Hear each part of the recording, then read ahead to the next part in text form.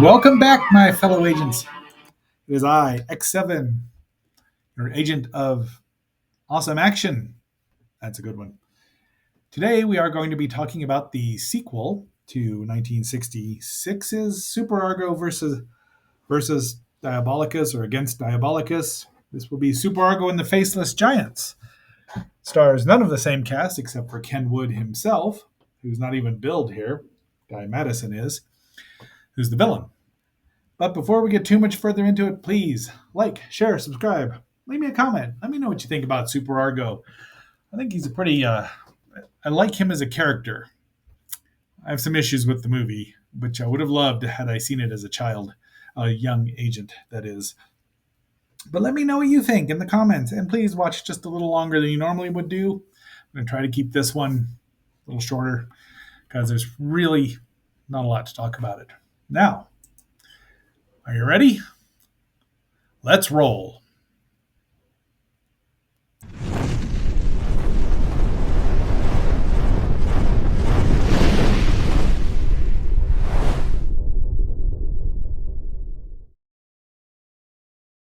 Superargo and the Faceless Giants. In a relentless battle against the forces of evil, Superargo is watching the mountain home of a master criminal where, deep in the ancient dungeons, an electronic brain controls an army of robots. Superargo is watching a diabolical plan to unleash a horde of faceless monsters on the helpless world. One man against the strongest, cruelest, most dangerous team of evildoers ever conceived by the brain of a power-mad mastermind.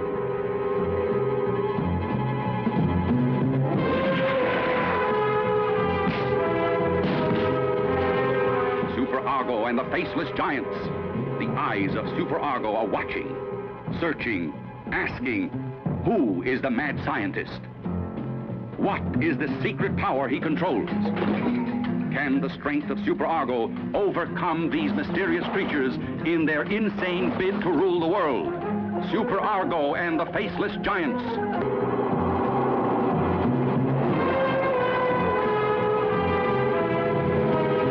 Who is the traitor? The answer lies in the action-packed, thrill-filled, spectacular adventures of Superargo and the Faceless Giants.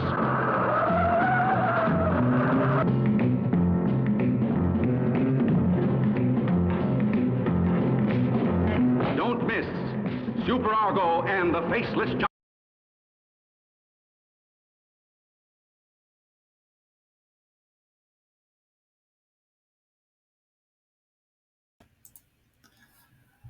So this movie was released, what do I say, 3 years, 2 years, 66, 2 years later, starring Ken Wood, also known as Giovanni Cianfriglia, for the most part, as Superargo, Guy Madison as Professor Wendland Wand, Luisa Barato as Claire Brand, Diana Loris as Gloria Devon, and then Aldo Sambrelli as Camille, or Pau Ki, I guess, if you listen to the Italian dub.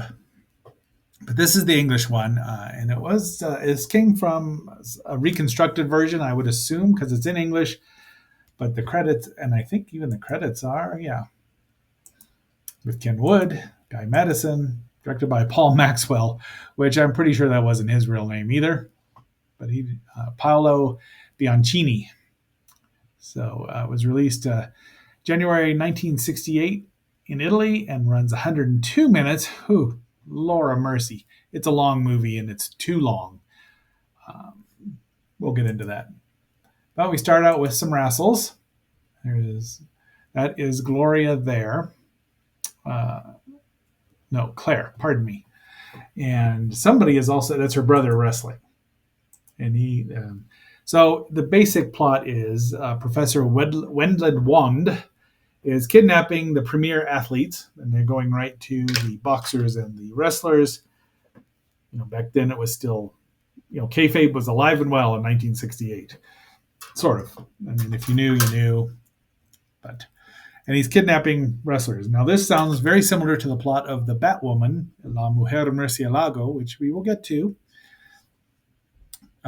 And it's almost exactly the same plot, but he's turning the faceless giants into an army so he can try to take over the world, I would guess. Maybe. Let's see. Submitted. I don't even know when this came out in the US. It's, well, anyway, we'll get into it a little more.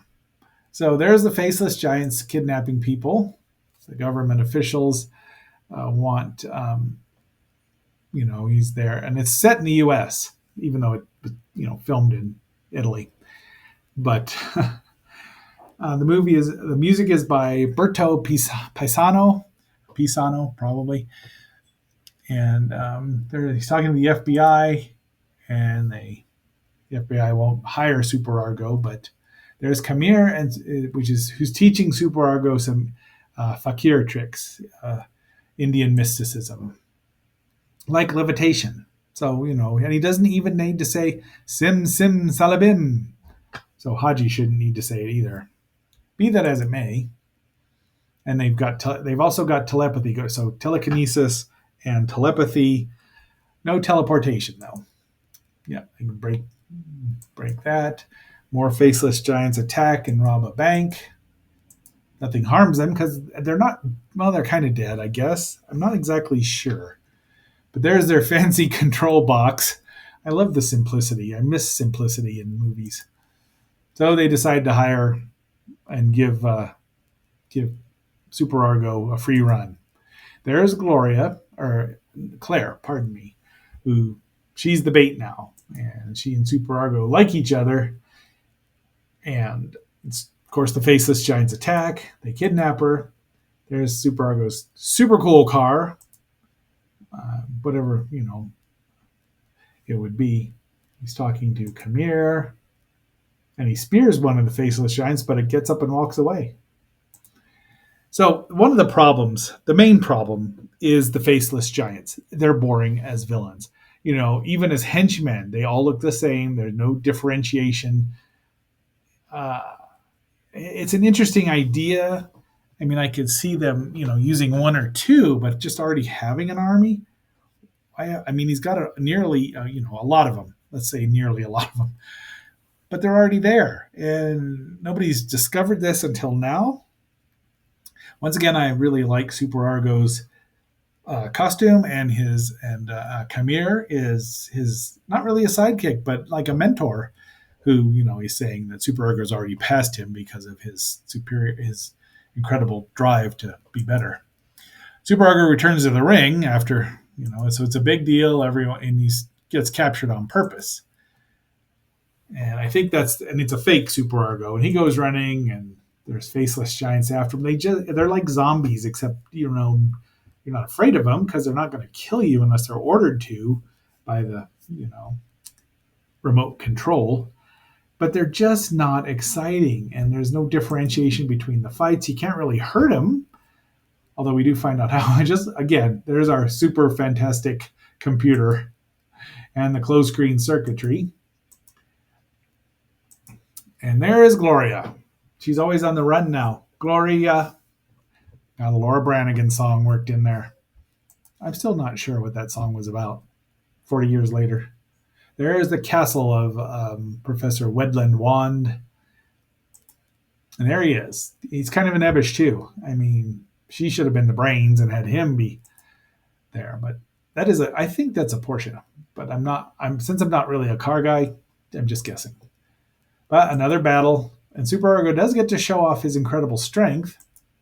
But it's just, it's the same battle over and over. They don't really, they put it in different situations and scenarios and scenes, but Kamir is always yelling for Superargo to help him too. They do capture one of the faceless giants. And, now first I'm going to the brewery. Then I'm taking you to the loony bin.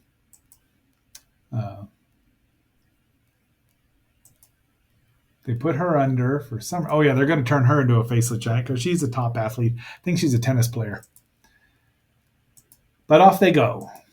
So yeah, oh yes, they brainwash her into killing Superargo, and this the way she shoots, the way it's set up, it looks like she shoots him in a very tender area, but of wand, yeah, but she doesn't. He puts his little Superargo tracing device there, and now Gloria is starting to have second thoughts. And then they have, of course, the meeting of minds where Wand tries to get Superargo to join their side because he's such a superior athlete. And then off they and see that's a nice looking control booth.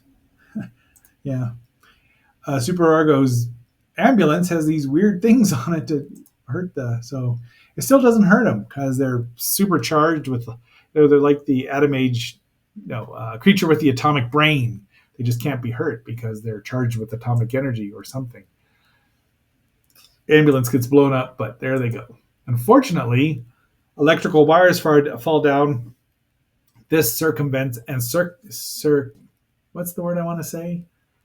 Short circuits the faceless giants. They don't have any deterrent, so they invent the guns. Remember the poster at the first of the part of the episode?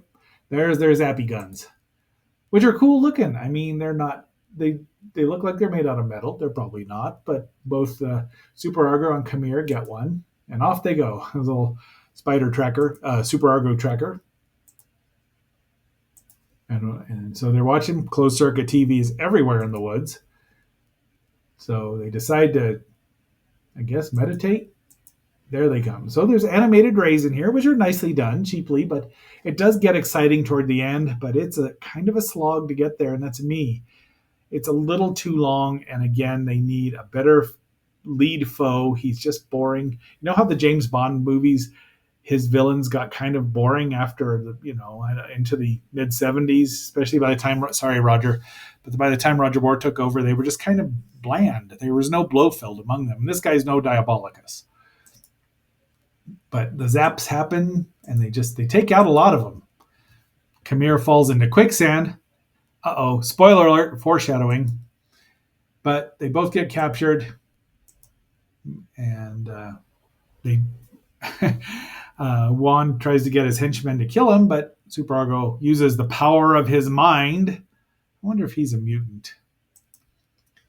I mean, he's got the costume for it. All he needs is an X on his belt. It's better than Angel's colorful costume was when they redesigned him. Yikes. But now Gloria has kind of decided she's done with this, and she's going to help Superargo. And they're pumping poison gas, two kinds of poison gas, cyanide and let's just make one up. I don't know. Radon gas. There we go. It's not what it says, but I don't remember, and I didn't write notes. So she comes. This is a great shot. I mean, it does look like they're floating. Simple in-camera effects, and it works. They come down. She says, "I want to help you. I feel bad." So they get out. She gets shot. I mean, I wanted to say Diabolicus shoots her, but he does not. Professor Juan does. Down she goes. And they're like, well, we must avenge her. Superargo uses his Samson power to break the chains. He gets out all the athletes that are still alive. And of course, they can overpower them. There's a big battle here. It's kind of a battle royale, like the end of a peplum when they got to the end of that cycle and they just had all the bunch of gladiators, the good gladiators take on the bad gladiators, and they reuse that in like 18 different movies. A lot of those Sons of Hercules.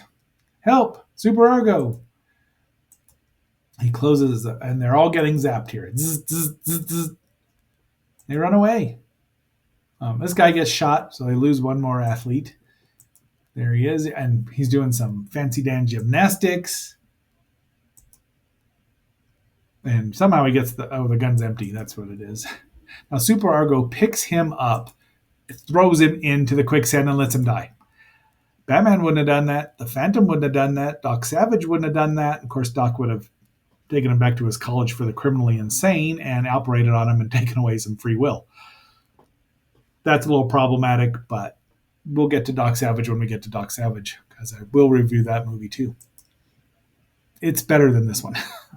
The first Superargo movie is a lot more fun. This one, if I'd have seen as a kid, I probably would have liked it, but I probably would have liked Diabolicus better. So off they go. So then he finds Claire. He's like, and she says, "You have no need for the mask anymore, Superargo."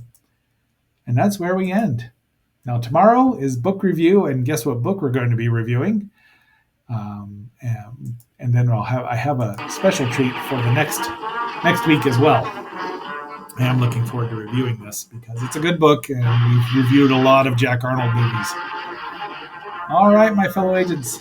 Having said all that, this is X7. I'm signing off and phasing out until our next assignment. Be seeing you.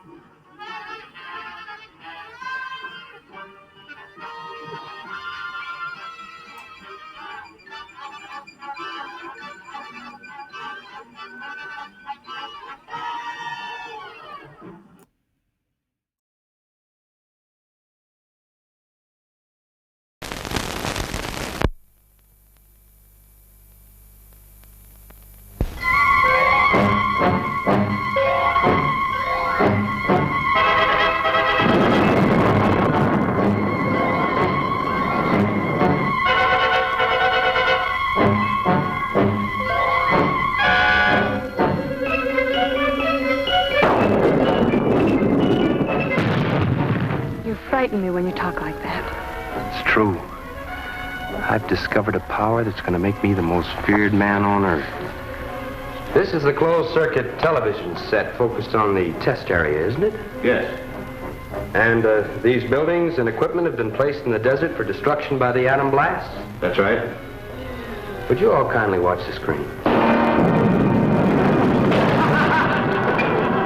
What you have just seen me do to that one small area, I can do to a city, a nation, or a continent.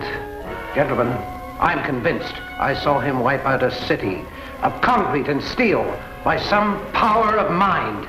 And my advice to you and to your governments is to take what this man says as a most serious matter. Any country I have mentioned which does not have a representative here, present in this room, will find its capital city wiped out.